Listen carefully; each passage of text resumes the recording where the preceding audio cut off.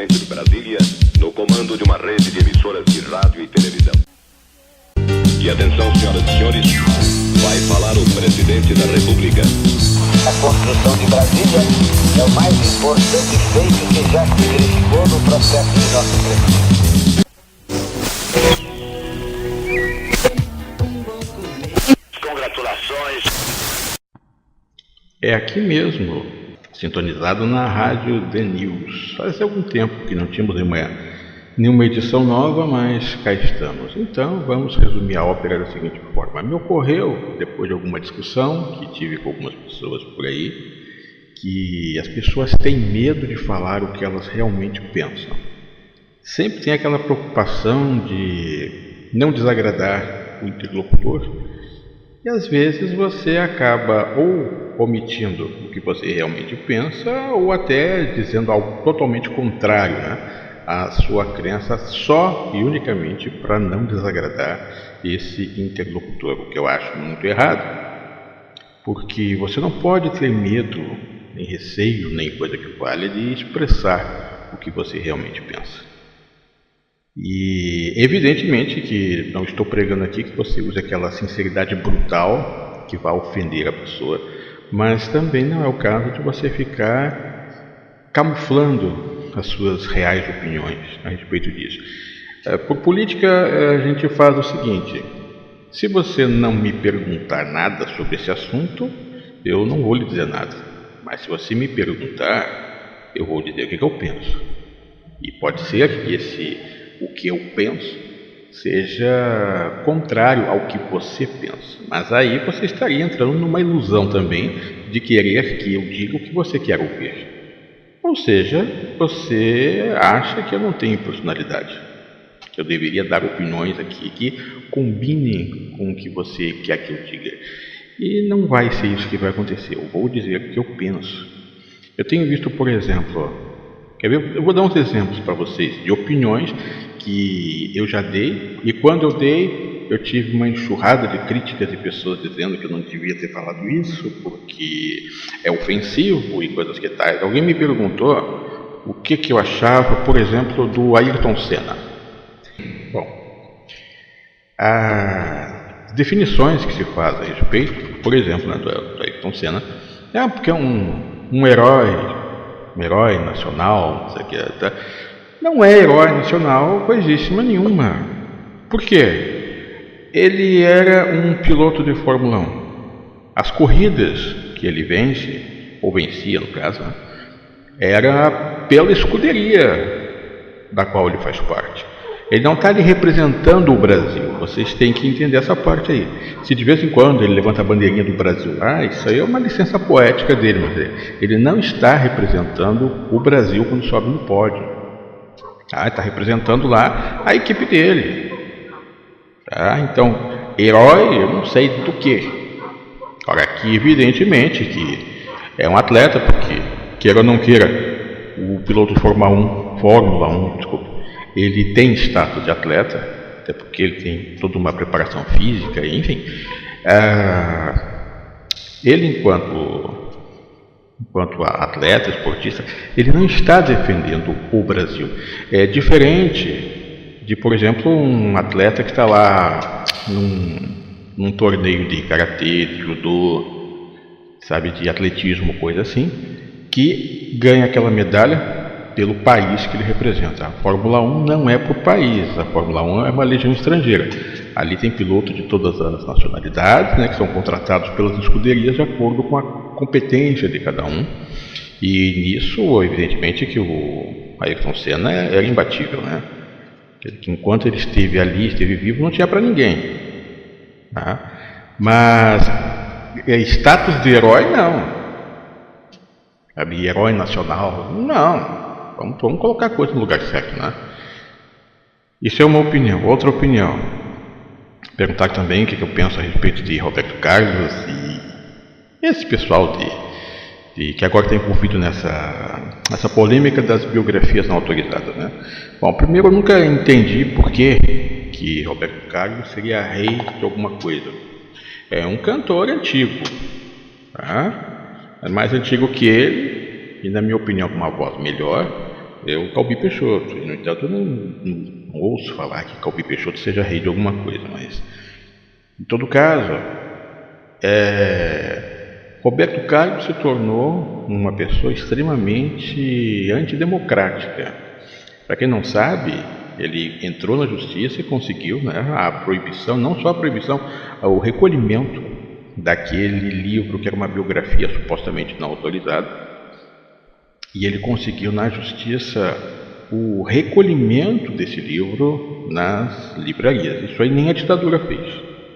Essa censura de confiscar alguma coisa aí nas livrarias, nem a ditadura tinha feito isso. E ele fez escola, né? Porque não parou aí. Para você ter uma ideia, logo depois, uma escritora lançou um livro que falava da influência da Jovem Guarda na moda dos anos 60 e 70, que não tinha nada a ver com a vida pessoal do Roberto Carlos, mas evidentemente que citava em algum momento o nome dele ali. E não tinha, né, como você fazer alguma coisa que se refira à Jovem Guarda sem mencionar Roberto Carlos, que era o ícone, né, disso na época. E, no entanto, o que aconteceu? Só por ter sido citado, ele conseguiu a proibição desse livro também. Aí você vê um nível de antidemocracia que vigora aí nesse sujeito aí, que depois que envelheceu aí ficou, digamos, meio transtornado com alguma coisa, e agora o negócio dele é ser antidemocrático. Não dá para você ter uma obra que fale de Jovem Guarda sem mencionar o nome dele. É como se você estivesse tentando contar a história da França ocupada na Segunda Guerra Mundial, mas sem mencionar os nazistas. Não dá. Tem que mencionar uma coisa, está diretamente vinculada à outra, né? Mas ele não quer saber. Aí na onda dele entrou quem? Outro decadente, o Caetano Veloso, que encampou essa coisa de não tem que ter autorização prévia. Agora você imagina a situação. Eles querem que seja assim. Para você fazer a biografia de alguém, tem que ter a permissão da pessoa biografada ou de seus herdeiros, que inclusive devem ser remunerados, né? Tem que pagar para poder explorar isso, né? E isso tira totalmente o espírito da coisa, porque você veja bem, a biografia não autorizada é aquela que conta a história real do sujeito, e normalmente com os podres lá e coisas que ele não gostaria, né, que fossem muito conhecidas, né? Se é uma biografia autorizada, entra no mesmo caminho da autobiografia, ou seja, é uma biografia chapa branca que vai contar só o lado bonitinho, sabe, e escondendo todos os percalços ali, não vou contar isso aqui também não. No pedido inicial do Roberto Carlos para recolher aquele livro da biografia dele, ele usou um termo contexto desfavorável, ou seja, alguma coisa ali tinha que falava do passado dele que ele não queria que fosse muito conhecido, né? Mas isso faz parte. Agora você imagina o seguinte: você vai ter que ter a permissão do biografado para poder fazer a biografia do sujeito, e você imagina que de repente eu quero fazer a biografia do Fernandinho Beiramar, por exemplo. Eu vou ter que ter a permissão dele ou dos seus familiares, caso não esteja mais vivo, né? E eles vão ter que aprovar ali o que eu estou escrevendo ali. Então, eles podem determinar para mim o seguinte: posso fazer a biografia desde que eu não mencione que ele era traficante nem que ele foi presidiário. Quer dizer, que biografia é essa onde eu não posso contar o que realmente aconteceu com a pessoa? Sabe? Então, o caminho tem sido o seguinte nos países civilizados, evidentemente, não é o caso do Brasil ainda.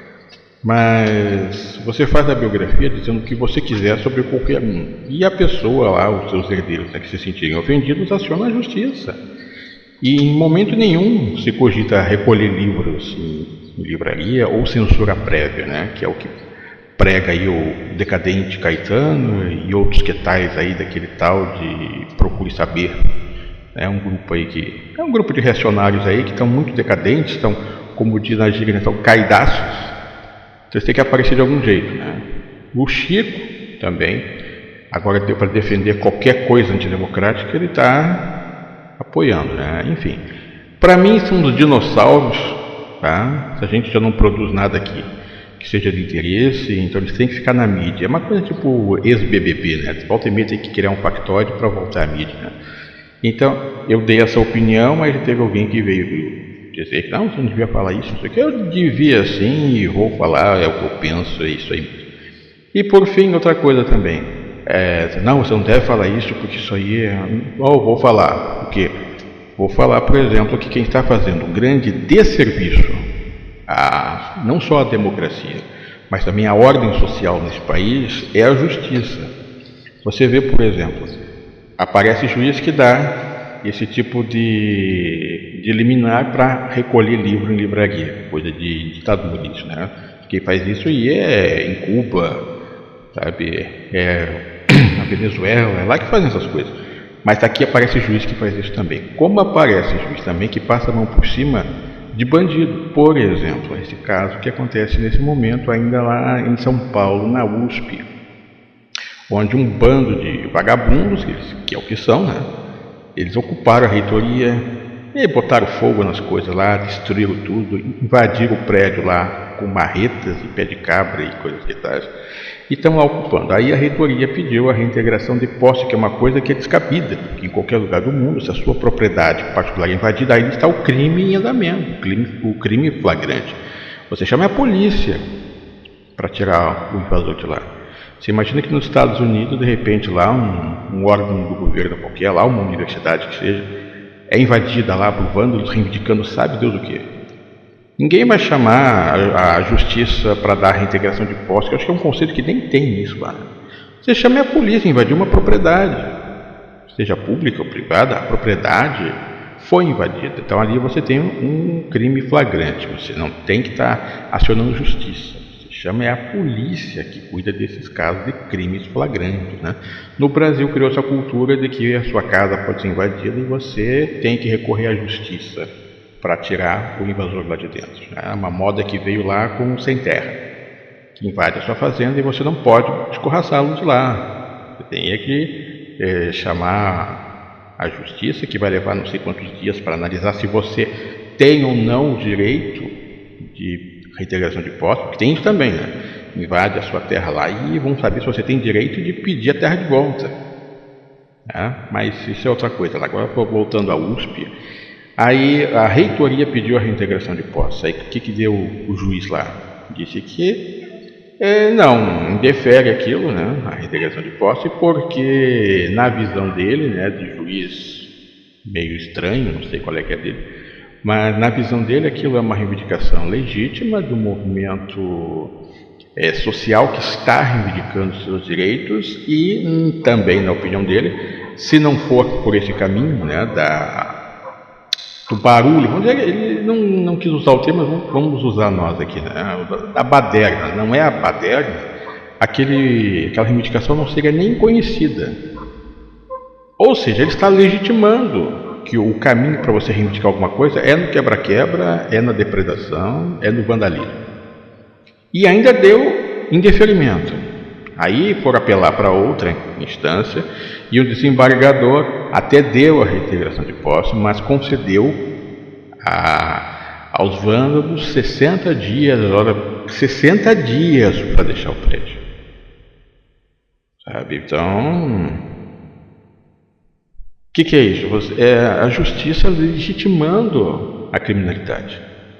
Isso é um descabimento, é uma coisa que não pode, né, de jeito nenhum, mas está acontecendo. Então, quem está fazendo mesmo isso, esse desserviço, né, é a justiça. E quando ela também endurece com quem é um coitadinho e resolve abrandar quando o cara é um bandido de verdade, né? Aí diz assim, não, a culpa não é do juiz, a culpa é das leis. Não é das leis, não. Porque quando o juiz quer, ele segura a pessoa na cadeia lá o tempo que eu preciso. Tá? Você veja agora, esses black blocs fazem o que bem entendem, prendem os caras e em seguida vem uma ordem lá para soltá-los. Aí tentam enquadrá-los na formação de quadrilha, vem um juiz dizendo, não, mas se eles não se conheciam previamente, né, eles só se conheceram ali no momento do evento ali, então não é formação de quadrilha, está todo mundo solto. Aí se reúnem para mais um analismo. E assim vai. sabe? Então tem sido assim. Mas o juiz, quando ele quer, mesmo com as leis que aí estão, ele segura a pessoa na cadeia, sabe? Enquanto ele achar que deve. Por exemplo, tem o caso clássico daquela mulher que foi presa porque roubou um pote de margarina. Essa mulher ela ficou 5 anos na cadeia. Roubou um pote de margarina. Né? Aí várias vezes que pediram, né, a soltura dela, relaxamento da prisão, alguma coisa assim para ela ser solta, o juiz dava aquele despacho assim, que na opinião dele ela representa um perigo à sociedade, porque é uma ladra, assim, então indefere e ela vai continuar presa. E nisso ela ficou 5 anos na cadeia, ela lá num problema qualquer ela perdeu um olho e ainda contraiu tuberculose na cadeia, porque o juiz achou que ela era uma criminosa e tinha que continuar presa. No entanto, a justiça às vezes pega lá um sujeito que até já cumpriu pena, né, por tráfico, por homicídio, coisa que vale, aí fez a mesma coisa de novo e solta. Sabe? Então, voto de confiança para o sujeito que vai matar de novo, que vai voltar a traficar. Aí diz, não, porque as leis, não, quando o juiz quer, ele segura. Existe uma figura jurídica chamada livre convencimento. O livre convencimento é isso que aquele juiz lá do pote de margarina usou. Se fosse usar o que diz a lei, na letra fria da lei, o fato de ela ter roubado um pote de margarina constitui crime famélico. Roubou alguma coisa que servia para comer, né? Que não dava nem cadeia, mas ele entendeu que não era crime famélico, livre convencimento, tá? Ele não usou a letra da lei, livre convencimento, independente do que ela roubou, então ela é uma ladra, portanto ela é perigosa, né? Perigosa, vai continuar preso. O outro juiz lá, que está vendo que o cara tem uma ficha criminal quilométrica, que aquilo é um bandido, né, de primeira grandeza. Olha, esse é um risco à sociedade, botar esse cara na rua, né? Então, pedido de relaxamento da prisão, indeferido não. Pois é, ele tem uma ficha criminal muito grande, mas ele já cumpriu, sabe? Então, vamos dar um voto e solta. Então, não venha o juiz me dizer que não, ele está seguindo a lei é que é falha. Não é. A lei até que poderia ser aplicada, mas o livre convencimento, o mecanismo jurídico foi criado para você driblar o que diz a lei. Aí você aplica o que você acha que tem que ser. O problema é que geralmente eles acham errado, onde eles penalizam o menor potencial ofensivo e libera o grande lá, o bandido, o traficante, o homicida, e solta esses caras.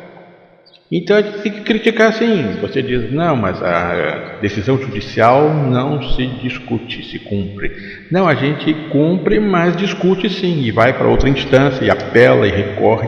Você não pode ficar naquela de, o juiz determinou isso aqui, pronto, e está acabado. Não está acabado. Se você ainda se sente lesado, você recorre a uma instância superior. Tem sempre alguém acima. Isso vai até o Supremo, sabe? Então você sempre vai recorrendo, cumpre, né?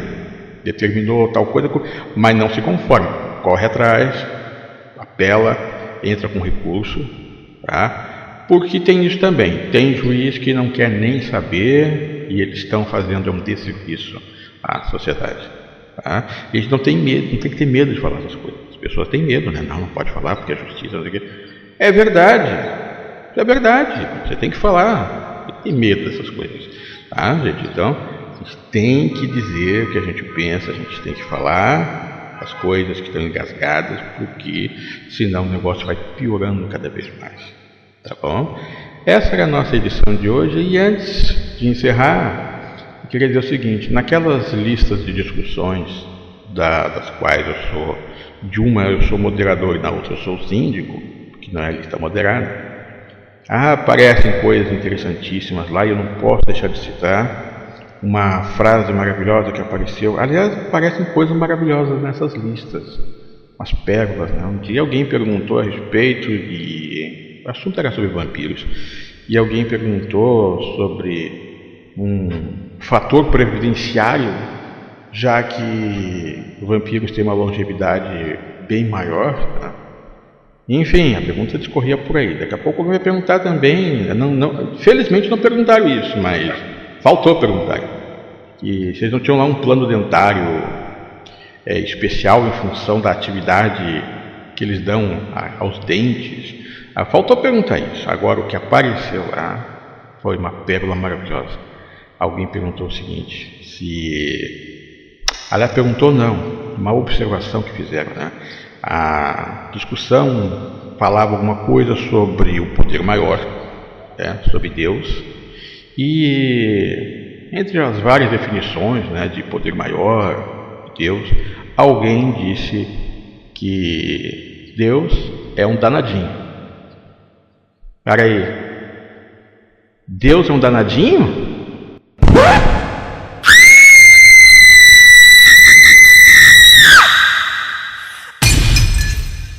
Ai não, Deus é um danadinho.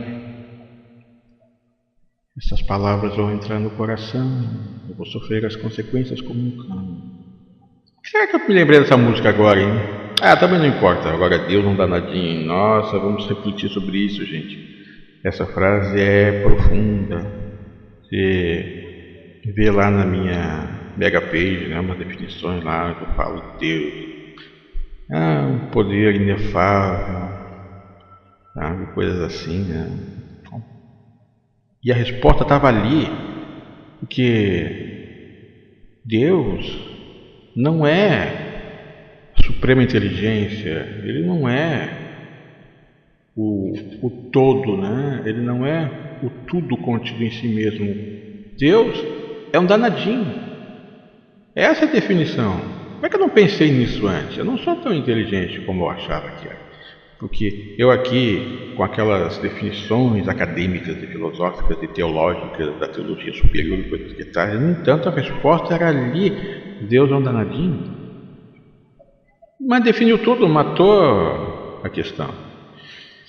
Evidentemente que é o sarcastic mode on, né? Mas tudo bem. Assim, pessoal, nós encerramos aqui essa nossa edição da nossa Rádio The News e até a nossa próxima oportunidade, né? Aqui, sempre transmitindo aqui do Paralelo 30, aqui Daniel de Ávila na comunicação, e grande abraço, até o próximo encontro.